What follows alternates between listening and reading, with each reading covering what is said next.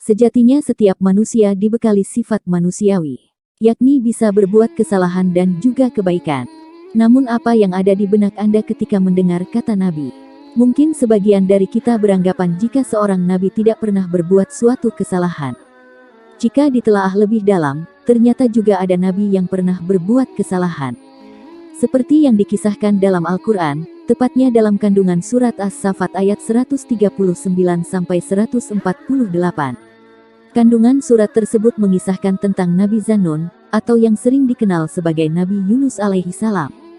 Sewaktu masih duduk di bangku taman kanak-kanak dulu, kita sering mendengar kisah tentang Nabi Yunus ketika ditelan hidup-hidup oleh ikan paus. Di balik tragedi tersebut, ternyata banyak pembelajaran yang bisa diambil hikmahnya. Terutama agar tidak menyerah dan putus asa. Perlu diketahui, di kalangan Nabi ketika mendapatkan perintah dari Tuhannya, maka tidak boleh membangkang. Termasuk saat diperintahkan untuk berdakwah. Contoh seperti yang pernah dilakukan Nabi Muhammad SAW. Beliau pernah ditugaskan untuk tinggal di Makkah. Padahal, saat berdakwah, tidak jarang Nabi Muhammad mendapatkan tindakan yang tidak mengenakan. Mulai dari dicaci maki, dilempar kotoran, bahkan pernah hendak dibunuh. Namun, lantaran mendapat perintah dari Allah Subhanahu wa Ta'ala, Nabi Muhammad tetap tinggal di Makkah untuk berdakwah. Berbeda dengan yang pernah dilakukan Nabi Yunus alaihi salam. Suatu ketika, beliau pernah ditugaskan di suatu tempat untuk berdakwah. Tepatnya di salah satu daerah yang dikenal dengan wilayah Ninawa.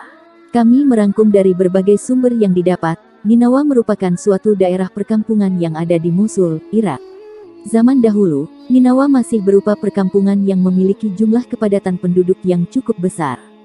Sebelum mengenal agama, semua penduduk Ninawa masih menyembah patung besar, yakni patung yang menyerupai bentuk singa. Hingga akhirnya, didatangkanlah Nabi Yunus untuk mengajarkan ilmu agama di daerah tersebut. Setelah sekian lama berjuang menyebarkan dan memberikan pemahaman akan ajaran kebenaran, masyarakat Ninawa memilih untuk membangkang. Meski terus berupaya selama bertahun-tahun untuk mengingatkan kaumnya, hasilnya tetap sama. Nabi Yunus selalu tidak digubris dan dihiraukan oleh masyarakat Ninawa kala itu. Mengetahui sikap kaum Ninawa yang keras kepala, Nabi Yunus berdoa kepada Allah agar ditugaskan untuk berdakwah di lokasi yang berbeda. Doa yang dipanjatkan Nabi Yunus ternyata tidak mendapatkan balasan seketika itu juga. Merasa lama menunggu wahyu dan jawaban dari doa yang dipanjatkan, Nabi Yunus mengambil inisiatif sendiri, yakni memilih keluar dan meninggalkan lokasi Ninawa dengan niat berdakwah di tempat lain. Singkat cerita, Nabi Yunus saat itu meninggalkan perintah untuk berdakwah di Ninawa dengan menaiki sebuah kapal. Baru saja berlabuh, kapal yang ditumpanginya dihantam ombak besar. Mengetahui gejolak alam semacam ini, sang nahoda mengambil tindakan, yakni dengan berinisiatif membuang semua barang yang diangkut, dengan tujuan mengurangi beban agar kapal tidak karam. Meski semua upaya, termasuk mengurangi beban dengan cara membuang barang muatan sudah dilakukan, nyatanya kapal yang dinaiki Nabi Yunus tetap terombang-ambing lantaran diterjang gulungan ombak. Hingga akhirnya, sang nahoda memerintahkan untuk mengurangi beban penumpang.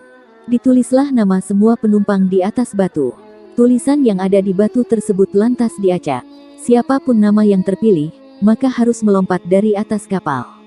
Kebijakan ini akhirnya disepakati bersama. Undian pertama dilakukan. Saat itu nama Nabi Yunus yang terpilih. Mengetahui hal ini, semua penumpang akhirnya memutuskan untuk melakukan undian ulang. Namun setelah diundi kali kedua, tetap Nabi Yunuslah yang terpilih dari undian tersebut. Dan terus seperti itu hingga dilakukan berulang kali. Rasa dilema menyelimuti semua penumpang, termasuk awak kapal. Wajar saja, mereka memang mengetahui jika nama yang keluar saat diundi secara acak merupakan Nabi Allah. Hingga akhirnya, Nabi Yunus merasa jika kenyataan itu merupakan hukuman baginya lantaran meninggalkan kaumnya. Beliau seketika mengambil posisi di ujung kapal dan bersiap untuk melompat.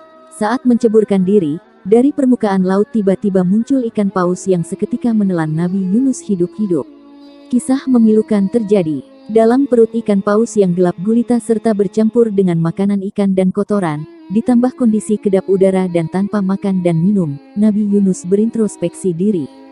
Selama kurang lebih 2 minggu berada di dalam perut ikan paus, Nabi Yunus selalu berucap tobat dan berserah diri kepada Allah.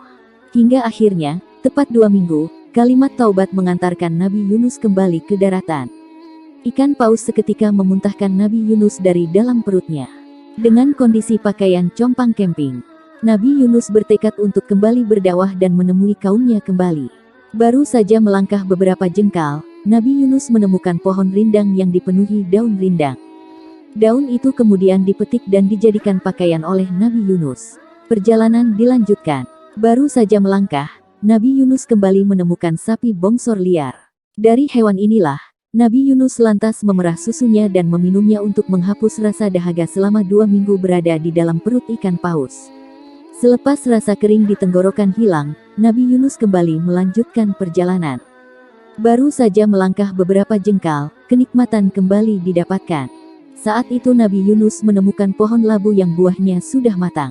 Lapar karena lama tidak kemasukan makanan, Nabi Yunus seketika memetik buah labu tersebut dan kemudian dimakan secukupnya. Perjalanan berlanjut, hingga akhirnya Nabi Yunus tiba ke perkampungan Ninawa.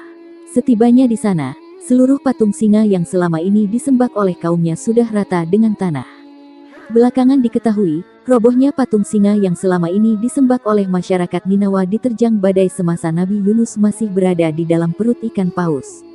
Pasca musibah badai besar menerjang kawasan Ninawa, sang kepala suku saat itu akhirnya tersadar dan meyakini jika ajaran yang sempat disiarkan oleh Nabi Yunus ternyata benar.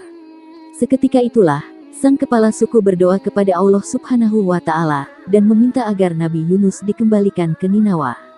Doa tersebut dikabulkan. Sejak saat itu penduduk Ninawa taat akan dakwah yang diajarkan melalui Nabi Yunus. Hingga akhirnya semua penghuni Ninawa yang semula menyembah berhala menjadi beriman kepada Allah Subhanahu wa Ta'ala.